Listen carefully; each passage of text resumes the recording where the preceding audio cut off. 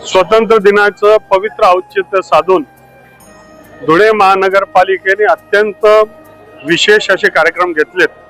त्याच्यामध्ये धुळे महानगरपालिकेमध्ये एक कमांड आणि कंट्रोल सेंटर त्याचं लोकार्पण झालं। त्याच्यामध्ये डिजिटल ऑनलाईन AI बेस्ड असलेलं साऱ्या सुविधा त्याच्या माध्यमातून एखादं काम कसं चाललंय, कचरा कुठून कुठून उचलला गेला, तो किती उचलला गेला, कंप्लेंट आली त्याची परिस्थिती काय, पाण्याची परिस्थिती काय, या सगळ्या गोष्टींचं डिजिटल मॉनिटरिंग हे आपल्याला करण्यासंदर्भातले कमांड कंट्रोल सेंटर याचं लोकार्पण आज स्वतंत्र दिनाच्या निमित्त झालं।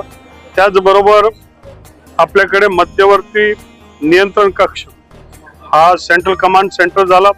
त्याचबरोबर ऑनलाईन सेवा प्रणाली म्हणजे आता धुळे महानगरपालिकेमध्ये आपण ऑनलाईन आपली तक्रार किंवा मागणी किंवा सूचना हे देऊ शकतो। जर आपण ऑफलाईन पत्राद्वारे दिली तर तात्काळ तिला PDF बनवण्यात येईल आणि तिचं फ्लो जो आहे राईट टू सर्व्हिसच्या आधारे मला वाटतं खूप कमी संस्थेने काम केलेलं आहे। ते धुळे महानगरपालिकेने लोकांच्या सेवासाठी ही व्यवस्था उभी केली की ऑनलाईन तुमच्या तक्रारीबाबत, तुमच्या माहितीबाबत किंवा तुमच्या सुझावाबाबत कुठपर्यंत काय प्रणाली होते तेही आपल्याला त्यांनी इथे केलं। त्याचबरोबर नागरी सुविधाचं केंद्र त्याचंही उद्घाटन आपण झालं की विविध सुविधा काय आहेत, काय काय चालल्यात, कोणाकोणाला मिळाल्या, या सगळ्यांचं ऑनलाईन मॉनिटरिंग झालं पाहिजे याच्यासाठीचं कार्यालय। आणि त्याचबरोबर एअरपोर्टचं लॉन्च वाटेल असं सुंदर विवाह नोंदणीचं कार्यालय त्यांनी केलेलं आहे। त्या विवाह नोंदणी कार्यालयामध्ये आपण घरून ऑनलाईन रजिस्ट्रेशन फॉर्मॅटमध्ये भरला तर मोजून 10 मिनिटांमध्ये आपल्याला विवाहाचं सर्टिफिकेट मिळेल।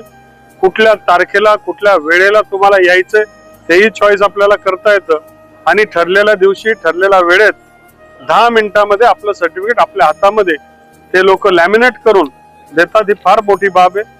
बर्थ सर्टिफिकेट सुद्धा तेच आहे, विवाह नोंदणी सुद्धा तेच आहे। आणि मला वाटतं की ड वर्ग महानगरपालिकामध्ये सर्वात उत्कृष्ट काम धुळे महानगरपालिकेचं होतंय। मी आपल्याद्वारे महाराष्ट्रातील तमाम महानगरपालिकांना आग्रह करेल की धुळे महानगरपालिकेचं काम चालू आहे, जरा बघा आणि त्यामधनं आपल्याला काही शिकता येईल तर फार चांगलं होईल। मी महापौर, उपमहापौर, सर्व नगरसेवकांचं मी अभिनंदन करतो।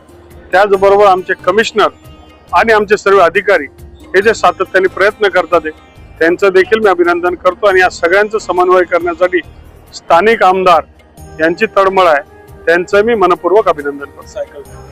त्याचबरोबर आज आम्ही धुळे महानगरपालिकामध्ये सामान्य आणि गरीब वर्गाचे मुलं असतात आणि म्हणून मुलींसाठी एक सायकल बँक तयार करून प्रत्येक मुलीला आपली हक्काची एक सायकल घरून शाळेपर्यंत येण्याचे एक सायकल बँकच्या माध्यमातून ती 8वी पासून तर 12वी पर्यंत तिला सायकलची व्यवस्था देणार आहे।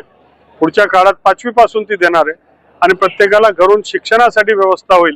मुलींच्या शिक्षणासाठी धुळे महानगरपालिकेच्या माध्यमातून उल्लेखनीय काम होते, त्यांचं मी मनापासून अभिनंदन करतो।